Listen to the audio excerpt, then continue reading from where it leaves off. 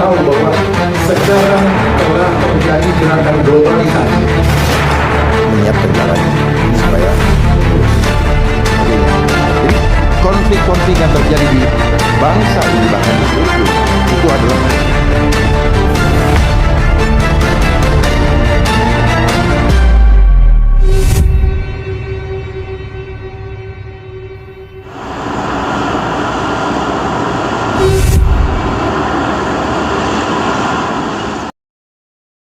Hari ini kita akan berbicara dengan Dharma Pongrekun.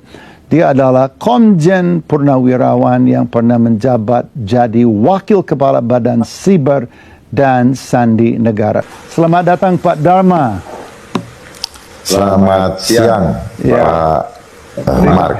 Terima kasih meluangkan waktu bersama dengan Cahaya Bagi Negeri. Pak, langsung boleh saya dapat tanggapan Bapak terhadap yang tadi itu, bagaimana kecerdasan buatan ini sekarang dengan lompatan eksponensial mulai untuk melanda kita semua, dan banyak sekali orang itu belum sadar, belum tercelik, dan belum bisa melihat hal ini.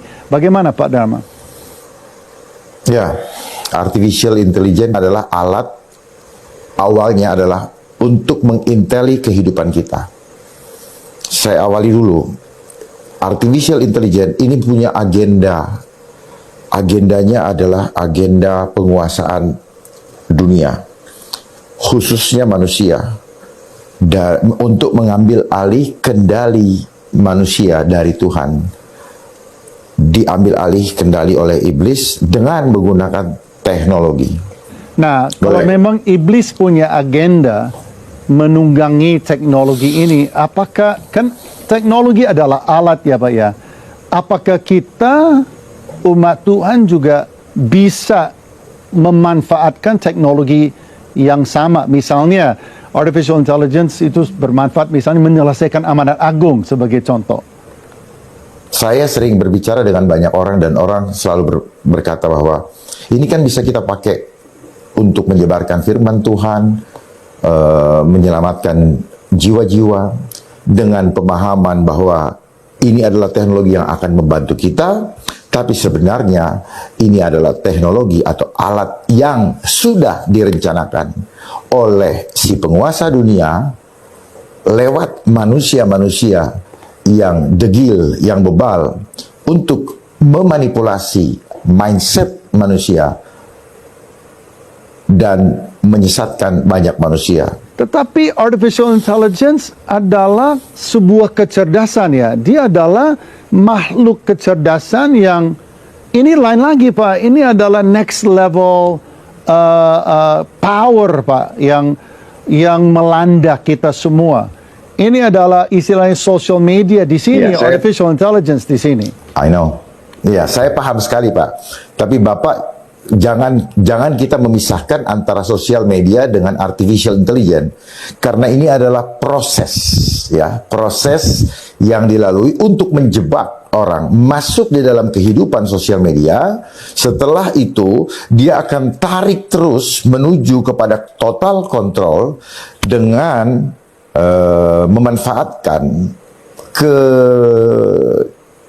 ketergantungan akibat kecanduan dengan sistem digital yang dikendalikan atau dikontrol dengan artificial intelligence. Ya, Bapak ngomong begitu, saya berpikir di kantong saya ini ada HP saya, itu tidak lebih dari jauh dari 1 meter daripada badan saya. Saya pikir juga, oke, jadi sosial media ini sebenarnya bertalian.